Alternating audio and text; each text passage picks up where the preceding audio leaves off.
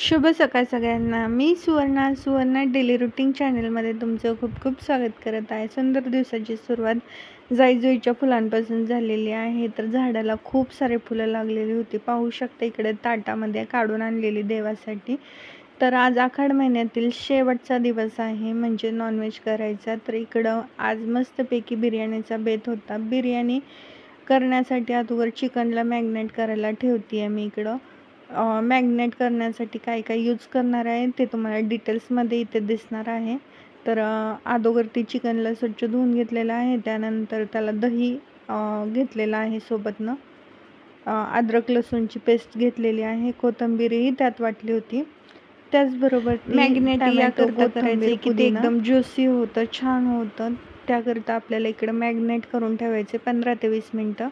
तळलेला जो fry onion होता, कांदा होता, तोही ह्याच्यात टाकून घेतलेला आहे. याच्यामध्ये मसाले काय काय जाणार आहे पाहू शकता तुम्ही.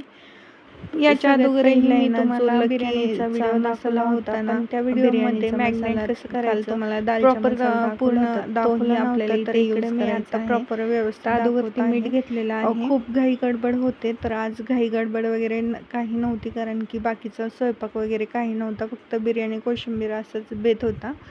तर मसाल्यामध्ये लकी बिर्याणी मसाला टाकलेला आहे. माझ्याकडून दरवेळेस काय होतं की पॅकेट मस्तपैकी ह्याला सगळीकडून लावून घ्यायचं आहे. इकडं लाल मिरची, कश्मीरी लाल मिक्स करून आपला कांदा साईडला पावडर आहे ती, हळद आणि थोडीशी लाल चटणीही वापरलेली आहे. जास्त तिखट नाही करणार आहे, कारण की गरम गरम खाताना ती एकदम टेस्टी लागली पाहिजे, तिखट लागली नाही पाहिजे. याकरता जो आपण मॅग्नेट केलं होतं चिकन, त्याच्यामध्ये थोडंसं ऑनियन फ्राय केलेलं तेल होतं ना, ते थोडंसं ॲड केलेलं आहे गरममध्येच. तर याच्यामध्ये तुम्ही लिंबूही टाकू शकता. इकडं मी तांदूळासाठी पाणी गरम करायला ठेवलेलं आहे. त्यामध्ये मी सगळे खडे मसाले टाकलेले आहे आणि लिंबूही टाकलेला आहे. तिकडे पाणी उकळत आहे तोपर्यंत इकडं आपण चिकन जे आहे ना, ते थोडंसं शिजवून घेऊयात. जसं की आपण तांदूळ 70% शिजवणार होतो, तसंच इकडं चिकनही 70% आपल्याला शिजवून घ्यायचं आहे. अगोदरती कांदा टाकून घ्यायचा आहे. कांदा एकदम म्हणजे असा बिर्याणीत टाकलाय काय नाही टाकलाय काय या ह्याच्यामध्ये तो भाजून घ्यायचा आहे. एकदम गळला पाहिजे तो शिजून. कांदा एकदम शिजण्यासाठी आपल्याला ह्याच्यामध्ये मीठही ॲड करायचं आहे. मीठ ॲड केल्याने काय होतं की कांदा जळत नाही आणि तो पटकन शिजतो, पण कच्चा राहत नाही किंवा दाताखाली येत नाही. दोन्हीही गॅस चालू होते माझे. एकीकडं राईसचं काम चालू होतं, दुसरीकडं चिकनचं काम चालू होतं. तर पाण्याला चांगली उकळी आलेली आहे. त्याच्यामध्ये आपण तांदूळ ॲड करणार आहोत.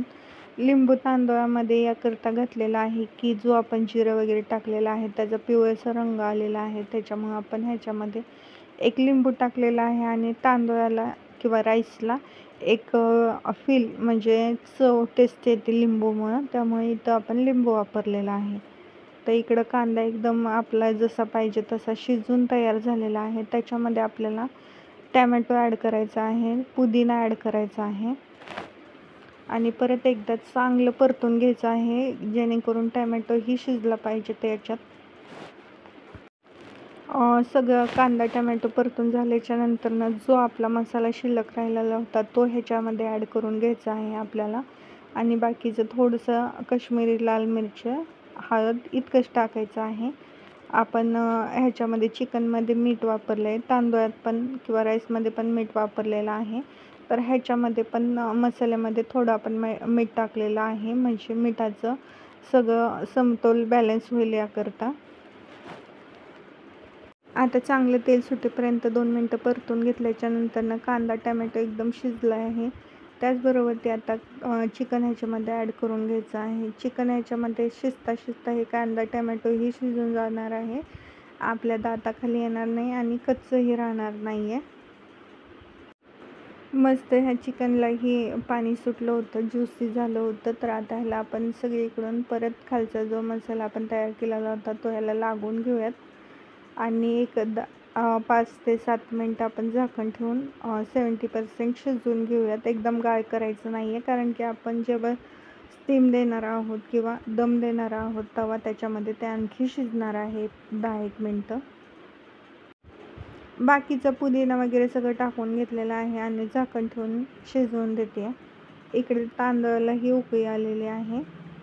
तोपर्यंत आपण कोशिंबिरीची तयारी करूयात. कोशिंबिरीसाठी मी बारीक चिरलेला कांदा घेतलेला आहे, टोमॅटो स्किप केलेला आहे, टोमॅटो याच्यामध्ये थोडीशी कोथिंबीर आणि काकडी घरामध्ये दही आणि साधी सिंपल आपल्याला कोशिंबीर बनवायची आहे.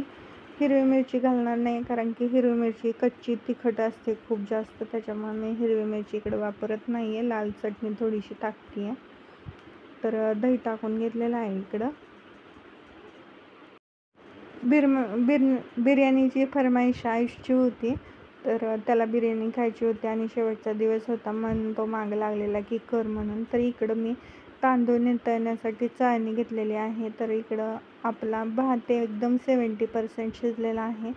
एवढा शिजवायचा आहे कारण की जास्त गाळ जर झाला तर हा चिकट होतो भात, तर त्याच्यामुळे जास्त शिजवायचा नाही आहे. इकडं मी तांदूळ काढून घेतलेले आहेत चाळणीमध्ये, ते नितळत आहेत आणि आपल्या इकडं चिकनही शिजून झालेलं आहे. शॉपमधून आल्याच्या नंतर ना एवढं सगळं कामधाम करणं ही खूप कठीण असतं. घरातील बाकीचे सगळे कामं, आयुष्याचा अभ्यास वगैरे सगळं बाकी असतं. तर आता हे चिकनचं लेअरिंग कसं करायचं किंवा चिकनला दम कसं द्यायचा, बिर्याणीला दम कसं द्यायचं, हे काय मी डिटेल्समध्ये शूट केलेलं नाही आहे. आजची रेसिपीमध्ये एवढंच मला दाखवता आलं. कशी वाटली आजची बिर्याणीची रेसिपी नक्की कमेंटमध्ये सांगा. रेसिपी जर तुम्हाला आवडली असेल तर लाईक, शेअर, सबस्क्राईब करायला विसरू नका. मस्त असं दम लागलेला आहे. या सर्वांनी बिर्याणी खायला. असेच छान व्हिडिओ घेऊन भेटूयात पुढच्या व्हिडिओमध्ये. तोपर्यंत सर्वांना बाय.